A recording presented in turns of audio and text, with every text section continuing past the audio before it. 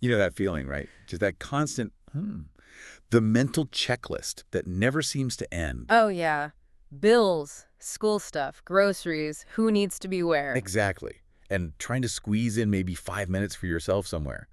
Modern marriage, family life, Hmm. it feels like juggling 100 things at once. It really does. And we put so much energy into all the visible stuff, Mm. the budget, the schedule, the chores, just keeping things moving, which, okay, it's necessary. Absolutely necessary. Keeps the wheels on. But it can kind of take over everything. What if there's something else, something deeper, often missed, Hmm. a layer that a husband provides that brings this like quiet strength, Mm. a peace, a security you might not even know is missing until it's there. That's exactly what we want to explore today. It's this role, this responsibility for husbands that runs deeper than the to-do list. Okay. It's not about piling more on. It's about tapping into something fundamental, something that actually shapes the whole feeling, the atmosphere of the home. You're welcome to our engaging conversation segment on healthy relationship luck. Great to be talking about this. Today, we're looking into this powerful, sometimes maybe misunderstood idea for husbands, being a spiritual covering for your family. Mm-hmm. So let's forget the checklist for a minute. This is about being the anchor, right? Yeah. The thing that holds the home steady no matter what life throws at you. That's it. It's the anchor and the impact. It's huge. It affects the marriage, the kids, the whole spiritual vibe in the house. Profound, really. It's like the spiritual bedrock. And to really get it, we kind of have to look past just today's pressures and go back, way back. Okay, so let's unpack that. Usually when we think husband's duties, what comes up? Right. Provider, right. Top of the list, often. Bring home the paycheck. Maybe fixes stuff around the house, helps with the kids, presents well, posts the happy family photos online. Sure. Those are all good things, important parts of family life. Valuable, definitely. Building a life together involves that stuff. But it's only part of the picture, isn't it? What we're digging into today. It goes way deeper. It's fundamentally about spiritual responsibility. Spiritual, yeah. It's about recognizing there's an unseen reality. And that reality, it directly impacts the everyday, tangible life of your home. So this isn't just some new marriage trend. You're saying this is ancient, like Genesis ancient. That's exactly right. Look at how things were set up, the intention there. The first man, Adam, he's placed in the garden before Eve arrives. That order wasn't accidental. It sets a pattern. He was given his role first, protector, keeper, watchman for that space. The text says tend and keep the garden. I get like gardening. But keep it from what? Wasn't everything perfect? Keep it guarded, vigilant, keep out anything that wasn't supposed to be there, potential threats, seen or unseen. It was about stewardship, actively protecting what God gave him. Okay, see. And here's the thing for today. That core role, it hasn't changed. The call for husbands now is still to cover. Yeah, it's a spiritual posture, being alert spiritually, being present emotionally, being faithful to God, and letting that flow out to protect and guide your family. It's not just a title, like head of house. It's an active job, spiritual vigilance and care. Okay, so you've got this ancient design, this calling to protect and keep. Then, bam, reality hits. 21st century life, which is just, well, it's loud. Oh, incredibly loud. The demands on guys are huge. Work wants everything, right? Your time, energy, focus, it's constant pressure. Perform, provide, advance. It just drains you. Totally. And then you walk in the door or shut the laptop and you're supposed to instantly switch gears. Yeah. Be the engaged dad, the attentive husband. Maybe be involved at church, try to eat right, see friends. You feel pulled in 50 directions. Yeah, stretched so thin. Your mental energy, your emotional capacity. Yeah. It's just shot by 8 p.m. Exactly. And right there, in that exhaustion, that pressure cooker, that noise, it's so easy for that spiritual guard, that keeping function to just drop. Like forgetting your keys when you're rushing out the door. Perfect analogy. You're late, you're grabbing your stuff, thinking about the meeting. You slam the car door, drive off, and then that sinking feeling. Oh, no. Did I lock the front door? Right. You didn't mean to leave the house vulnerable. It wasn't malicious. But in the chaos, the pressure, that crucial little habit of securing your home, just gone, missed. That's, Yeah. that hits home. And that's what can happen spiritually. The noise, the demands, they just crowd out that essential act of staying vigilant, of consciously protecting your home and family on that deeper level. It's not deliberate neglect, maybe, but just overwhelm. The unseen priority gets pushed aside. Yeah. So what happens then? What's the actual cost when that spiritual covering isn't there or it's weak. Yeah, this is where it gets really serious. When the husband isn't actively engaged in that role, the home becomes vulnerable, the shield is down. Vulnerable to what? Yeah. What gets in? Well, several things can start to erode the family's peace. First, there's fear. Fear. Even if the wife seems really strong, maybe even spiritually strong herself. Exactly. You might see her as totally capable, a rock. And she likely is. But deep down, often unspoken, there's this design, this longing in her heart for spiritual partnership from her husband, for that shared security. It's not about her lacking faith. Not at all. It's about the strength designed to come from standing together, shoulder to shoulder spiritually. When that's missing or feels weak, this subtle anxiety, this undercurrent of fear can creep in for her. Fear about, like, the future, the kids. Yeah, worries about the unknown, about the kid's spiritual path, maybe feeling like she's facing spiritual pressure or battles kind of on her own. It's that feeling of being exposed, like the roof isn't quite sealed when the storm hits. She can stand strong, but she longs for that shared shelter. And for the kids, how does it impact them? Confusion. Kids see everything, don't they? Even when we think they don't. They soak up what normal is, what manhood looks like, what faith looks like lived out. So if they don't see dad actively, consistently pursuing faith, praying, seeking God, leading spiritually, not just, talking about it once in a while. But actually doing it. Right. They can grow up without a clear picture of what that even is. They see him provide, fix things, go to work. But what about their connection to God? That leaves a gap. A void in their understanding of faith, of spiritual reality, and frankly, of a man's role in it. They might feel this subtle insecurity, like things aren't quite grounded because the spiritual leader isn't fully in place. You also mentioned spiritual attacks. That sounds kind of heavy. Maybe a bit spooky for some. It can sound intense, I get that, but it's a spiritual reality many people of faith acknowledge. And this is where that open door idea really hits. When the spiritual covering is passive or absent, it's not just neutral. It can leave the home open to, disruption. Strife that seems to come out of nowhere. Like what kind of stuff? Maybe constant unexplained arguments that just flare up, a persistent anxiety hanging over the family, growing division between members, just a heavy, oppressive feeling in the house sometimes. Or maybe even specific temptations or struggles that seem to hit certain family members really hard, unusually so. Now, not every single problem is a direct attack, obviously. But a lack of spiritual covering means the defenses are down. It makes it easier for negative influences to get in and stir things up. Like leaving your most valuable treasure, your family's peace, with the gate wide open. Wow. Okay. So if the husband isn't carrying that spiritual weight, actively taking that position, it has to land somewhere, right? Exactly. And sadly, way too often, that weight lands squarely on the wife. Now, she's absolutely called to be a woman of faith, to pray, to intercede. And so many wives do this powerfully. But the design wasn't for her to be the only spiritual covering or the primary spiritual guard for the whole family. That image you mentioned, Yeah. the wife on her knees fighting while maybe the husband is checked out. It's a powerful image, and unfortunately, sometimes it's accurate. You picture her, maybe late at night, wrestling in prayer for the kids, the marriage, for protection, pouring her heart out to God, totally aware of the spiritual battle. While he might be scrolling his phone, stressed about work, or just literally asleep, unaware.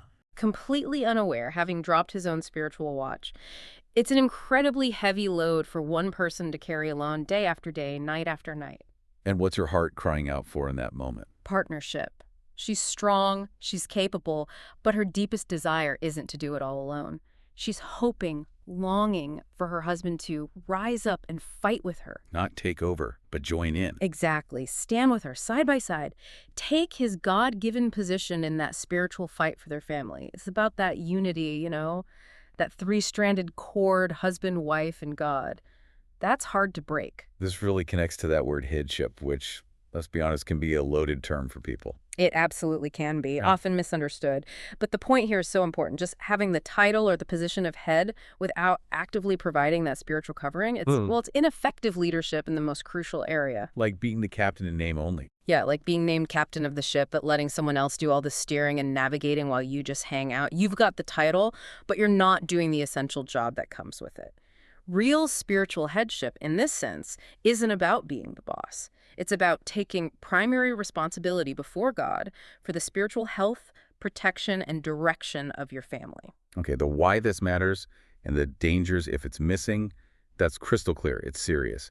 But For the husband listening right now, maybe feeling the weight of this, how do you go from understanding it to actually doing it? What does spiritual covering look like, on a Tuesday night? Right, that's the key question. And it's not about suddenly becoming a Bible scholar overnight or needing some dramatic experience, though growing is always good. It's really about intentional, consistent actions, Mm. small things done consistently, shifting your focus to prioritize the spiritual protection of your home. Okay, practical stuff. What are some concrete things? What does covering look like on a messy Saturday morning? Let's get specific. One really powerful thing, Mm. simply praying for your wife. And here's the tough part, maybe.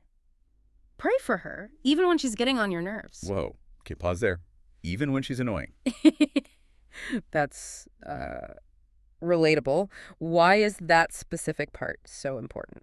Because it shows the commitment goes deeper than just your feelings in the moment. Praying when things are great, easy. Anyone can do that. Sure. But when you're frustrated, Hmm. when you disagree, when, maybe she is driving you a bit crazy, choosing to pray for her then, that's spiritual leadership. That's discipline.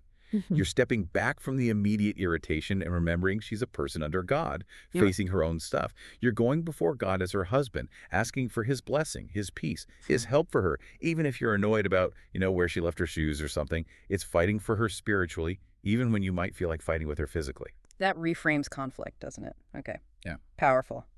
What else? Tangible actions. Blessing your children.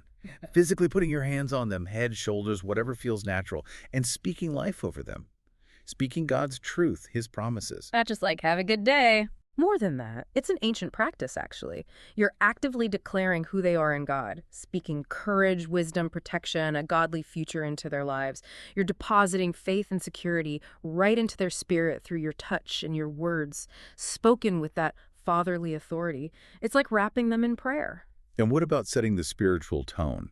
How do you do that without sounding like you're preaching all the time or being bossy? Yeah, key distinction there. It's absolutely not about yelling, demanding things, or trying to control everyone through force. It's done through your own consistent daily spiritual life. It's modeling. They learn by watching. Exactly. Do they see you read the Bible sometimes? Do they hear you pray, even quietly? Do you talk about God naturally? Do you choose maybe worship music sometimes instead of just noise? Your actions, your own posture before God that sets the atmosphere far more than lectures ever could. It's quiet strength. Leading by example, not just by decree. Right. And also actively inviting God's voice into family decisions. Big stuff, like moving, or little stuff too. Both. Not just deciding and then asking God to bless it, but genuinely seeking his direction together as a couple or praying about it for the family. Big things, sure, job changes, where to live, but also smaller things. How do we spend our weekend? What shows are okay for the kids? How do we handle this disagreement? So actually saying, let's pray about this. Yeah. Or what does God's word suggest here? Or maybe, honey, I've been praying about this and I'm sensing we should maybe go this way. It shows everyone, especially the kids, that the family relies on God, not just on dad's ideas. Can you give us super simple visual examples? Things someone could picture doing, like today or tomorrow. Okay, easy one. Mealtime. What's the default? Just grab food, start eating, maybe scroll phones. It's all the time. Uh, Or yeah. is there a pause, just a moment, Mhm. saying, hey, let's thank God for this food? A simple, maybe 10-second prayer. But it acknowledges him. It makes faith normal, part of the rhythm, shifts Yeah. the focus just for a bit. Small thing, big difference in the feel of that moment. Totally. Another one, turning off the noise.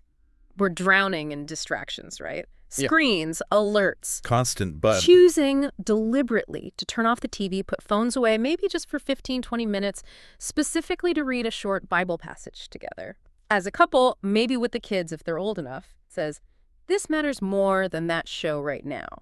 Prioritizing connection with God and each other. Sends a clear message. What about first thing in the morning? Yeah, before the day grabs you, before your feet hit the floor even. Just a conscious, quiet prayer, maybe while your wife is still asleep or as you're getting dressed. God, cover my family today. Protect us. Guide us. Fill our home with peace. Like putting up a shield before the battle starts. Exactly. It's consecrating the day and trusting them to him before the chaos begins. These aren't massive, dramatic gestures. They're consistent, quiet acts of spiritual care and protection. You used that phrase earlier, leadership isn't how loud you talk, but how low you kneel. That really flips the script on worldly leadership. It does. The world often says leadership is about being assertive, being in charge, having the loudest voice, having all the answers. Right, being the boss. But spiritual leadership in the home, true strength there isn't about controlling people or winning arguments. It's found in humility, in dependence on God. It's measured by how willing you are to get on your knees for your family, how much you rely on God's wisdom, not your own, how consistently you seek his direction for your household. So it's okay to not have all the answers. It's more than okay, it's essential. It's about having the humility to admit you don't have all the answers and that you desperately need God's help. It's modeling reliance on him, knowing the one who does have the wisdom and strength and leading your family by following him closely. That's where the real spiritual authority, the real covering power comes from. You're not covering them in your own limited strength, but in the strength God provides as you depend on him. That feels way less intimidating, actually. Yeah. More doable than trying to be some kind of superhero patriarch. So when a husband does step into this, leaning on God, providing this covering, Yeah. what changes? What does it actually look like and feel like in the home? Oh, the difference is tangible. It's beautiful, really. The whole atmosphere shifts. It becomes steadier, more anchored. Like that boat analogy. Yeah. Better able to handle the waves. Precisely. The home just gains this resilience. It can weather the storms, external pressures, internal conflicts much better. There's a deeper stability. And for his wife, what does she feel? This is huge. When her husband is actively praying for her, for the home, seeking God, she often experiences this profound sense of peace and rest. Rest. Yeah, that feeling of maybe having to carry the spiritual load alone, fighting those battles by herself, that lifts, or at least it's shared. She knows she has a partner beside her, engaged in the spiritual well-being of the family. It allows her to exhale, to feel secure in a way that's not just dependent on her own efforts. That sounds amazing. And the kids feel it, too. Oh, absolutely. Kids are like little barometers for the home's atmosphere. Even if they can't articulate it, when dad is spiritually present and protective, they sense that stability, that grounding, that unspoken safety net. They just feel more secure. It's like knowing the foundation is solid, even if they don't understand engineering. And the overall vibe of the home. It just gets clearer, lighter, maybe, more resistant to negativity, chaos, division. It's like the spiritual air quality improves, the defenses are up. It doesn't mean problems vanish, but it creates a space where peace can actually settle, where grace flows more freely, where faith feels natural, and where God's presence feels more welcome, more evident. This sounds so vital, transformative even. Yeah. But what if someone's listening right now and they're feeling, I don't know, guilty?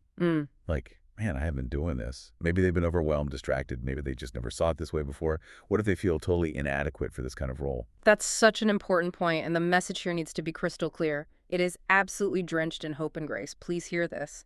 It is never too late to start. Never too late. Never. It's never too late to step into this position, to embrace this calling. This isn't about shame for the past. It's about invitation and empowerment for the future right now. So you don't need to suddenly become super spiritual dad overnight. Not at all. It starts with humility. It starts with one small step, even one heartfelt, simple prayer, whispering, Lord, help me be the husband and father you want me to be. Or, God, please cover my wife, cover my kids today. That single prayer, that's huge. It's a step toward alignment. It's taking your position by inviting God into that position with you. So what does a family really need if it's not perfection? They need your presence, definitely. But more specifically, your presence anchored in God. They need to sense that your life is connected to the source. They need to feel your voice in the spirit, meaning the reality of your prayers, your spiritual watchfulness over them, just as much as they hear your voice talking about homework or taking out the trash. Feel your prayers surrounding them. Yeah. That's a comforting thought. Isn't it? Like a spiritual safety net. A shield they might not even consciously perceive, but it provides this deep security, your willingness to step up, your obedience to God in taking this on, that naturally overflows into how you protect and lead and nurture them in everyday ways. It all starts with seeking God first, for their sake. So it's less a duty, more an identity to embrace. Yes. You're more than just dad or husband in a legal sense. You're called to be a priest for your home, representing them before God. You're called to be a gatekeeper, guarding the spiritual atmosphere. And you're called to be a covering, providing that protection rooted in God's strength. These are sacred roles, not heavy burdens. So the invitation right now is rise up. Rise up. Step into it. Start today. Even if it feels awkward, even if you feel weak, unqualified, like you don't know the right words, it's okay. God's power often shows up best when we feel weak. He doesn't need your strength. He needs your willingness to rely on his. He'll be your strength in this role. Just one prayer, one moment of turning to him for them. That's where it starts. One small step of being spiritually present, taking that watchful stance. Your family desperately needs this. And believe this, heaven supports you in this role. You're not doing it alone. Intentionally stepping into this identity, it will change your home.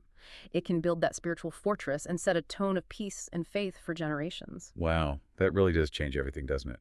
Shifts the whole perspective from just managing the day-to-day chaos to embracing something with eternal significance. It really does. And seeing this role, the spiritual covering, it's not meant to crush you with responsibility.